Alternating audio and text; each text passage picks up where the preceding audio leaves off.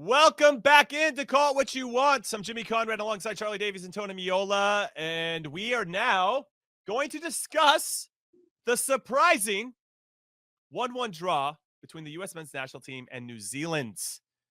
That hurt to say out loud, I'll be honest with everybody. And it's coming on the heels of us losing 3 straight games, including losing to Canada, which was very disappointing. Here are the match stats, just so everybody knows. Give you some context. We had 2/3 of the possession to their 1/3. We had 17 shots, only 5 on target. They had 8, 4 on target. 15 fouls. We had 7 quarters. They had 0. So I guess we won corners. Yay, us. The score is the only thing that matters. I know it's the only thing that matters. I'm trying to find silver linings, Chuck. There's no silver linings. Okay, so I'll be honest. I was pretty disappointed with this game. Yunus Musah, turnover machine. Can I just start with Yunus Musah? I have that guy's pajamas, and I'm ready to take off my Yunus Musah pajamas. Not here on camera, because that would be not appropriate. But Tones, you actually called out Brian McBride in our recap show. You're right. We had a lot of podcasts before, or just saying, I don't think Yunus Musah played well against Canada. And I agree. And then I also don't think Yunus Musah played well tonight. Just either too casual or trying to do too much. And then he gets one shot turning into pressure, Jimmy. All the time. Like, I don't understand. I don't understand. Also, one more thing. I don't know how we were supposed to play, but like if Aiden Morris is going to sit in the 6th spot and then Yunus Musah is like flying on either side of him, like was that by design? Because that doesn't feel like a really smart way to play. I'm just going to throw that out there. Tones, we're gonna pay respects to our most seniored U.S. men's national team. Don't do that to him. You called him a senior citizen. No, I did not. Are you out of your mind? He has more caps than you and I combined. Breaking up. My AirPod's breaking up a little bit. I can't hear you. Can we get his walker? Where's your walker, Tones? Jimmy, you're lucky. You're all the way across the country right now. Have you seen Tony's hand? No, I have. That thing's a boulder. No, I get it. He's got like bananas for fingers. He's going to find out when I see him, Chuck. Oh, and Ivis just hammered me in the chat. He said my hearing aid is acting up. Ivis, you're now chiming in. All right, I got you. For everybody that can't see, Tony has fallen and he can't get up. Just hit that button, Tones. I think that'll give you life. Before you're talking about his arthritis in his hand. Yeah. Can you ask me another question you're never going to answer? Go ahead. No, that's not true. I do answer it. I came in hot on Yunus Musah. Anyway, it's a 1-1 draw. I was disappointed. We didn't create a lot of chances. When Pulisic came on, it seemed to balance the team, and we started to get a little bit more on the front foot and started to be more commanding. I will say another player. I like Ricardo Pepi's movement. I don't know where he needs to be on the field. Maybe as a number 9, but he works his ass off anywhere else. He works his ass off to get into good spots, and I appreciate his approach to the game and his mentality. And I know he's been chomping at the bit now for 2 years to like be the guy, and nobody's ever given him the chance to be the guy. The problem with that is you saw what happens when you don't play. You don't play consistently for your club, because his movement can do all this. His first goal should have counted, by the way. It wasn't a foul. But regardless, he's stunting his potential to fulfill what he can do as a player, because he's not playing every week and he's behind the captain at PSV. So you might get sprinkled in a little Champions League here, there, and there, but ultimately he's not playing the minutes he needs to be playing. So again, in a match like this, what? Just one shot?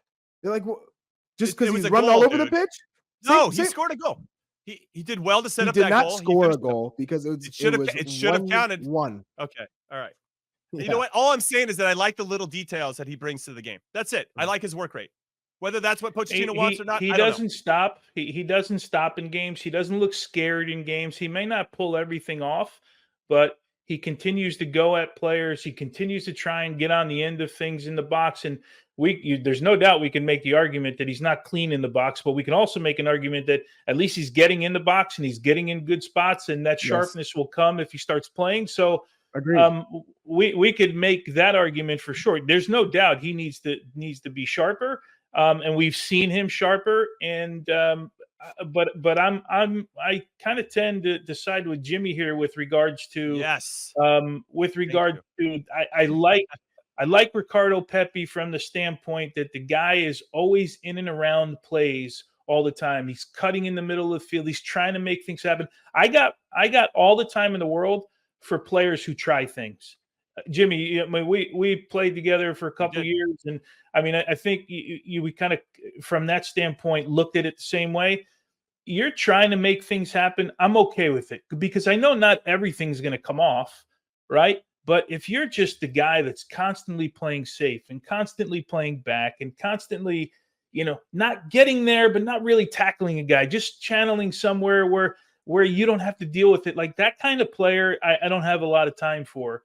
So I'm okay with Ricardo Pepi tonight. Does he need to be better? Hell yeah, he needs to be better to play at the highest level. But New Zealand wasn't going to be that test anyway. The game was so slow. Anyway, I'm sorry I buried the lead. I should have started with the starting 11 because Chuck, I want to get your thoughts on the starting 11. Matt Turner was in goal.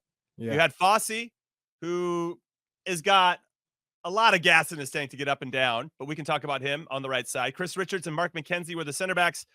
Loon's got another shot at starting at the left back position when we thought maybe Wiley would get the chance. Yunus Musa and Aiden Morris started in midfield. Brendan Aronson was in the 10 spot. You had Haji right on the left. You had Ricardo Pepi on the right and Flo Balogun up top. Josh Sargent apparently had a bit of an ankle concern, so he was a scratch in this particular game. We were all kind of excited to see him, and I wonder if he would have started for Balogun if he had been healthy. What did you think about this lineup in particular, Chuck? Because it just felt a little bit all over the place.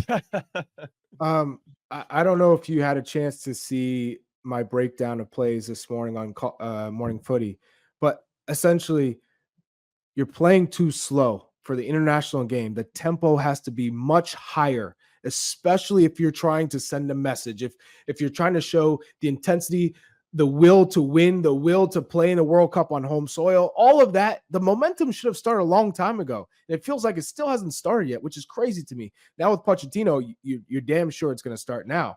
But again, it was slow. They get on the ball, they sit, they wait. For New Zealand, they're like, great. What? 0-0. I can wait all day for this. Fine.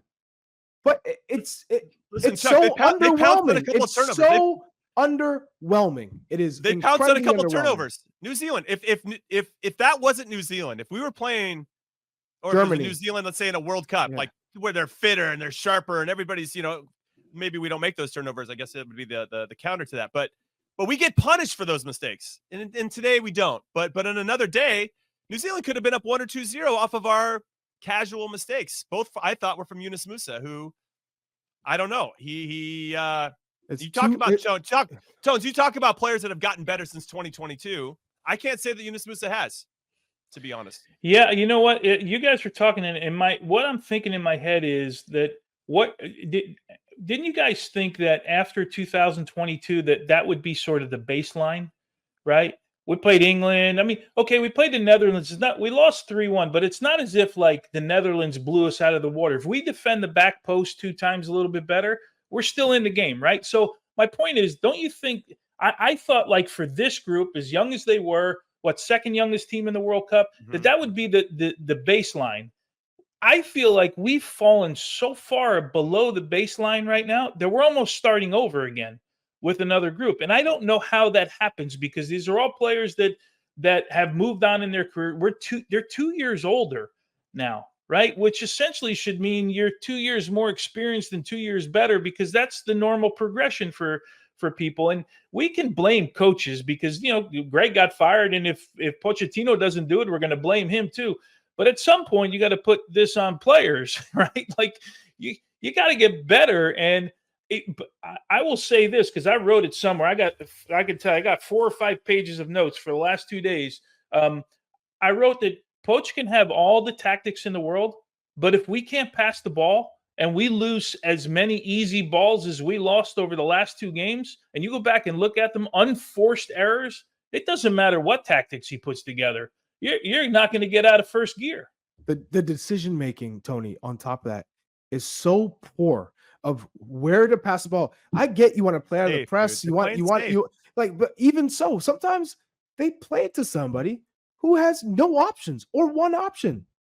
And maybe the player who's receiving it is shaped the wrong way, so he's forcing himself into only one option. But they'll play that in an area where it's dangerous. He's surrounded, and you think that's a good play versus going to the opposite direction where you have space. Like the movement and the ideas is just completely off.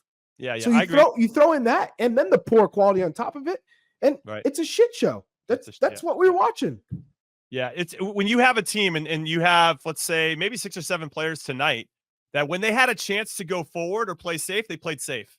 And if you have a couple other players that are thinking, when I'm getting it, I'm going, that's just too disjointed. You can't have 3 or 4 players thinking one thing and then the rest of the team thinking the other. So that's something that I think Pochettino will fix very quickly and get everybody on the same page. But it was frustrating to watch tonight.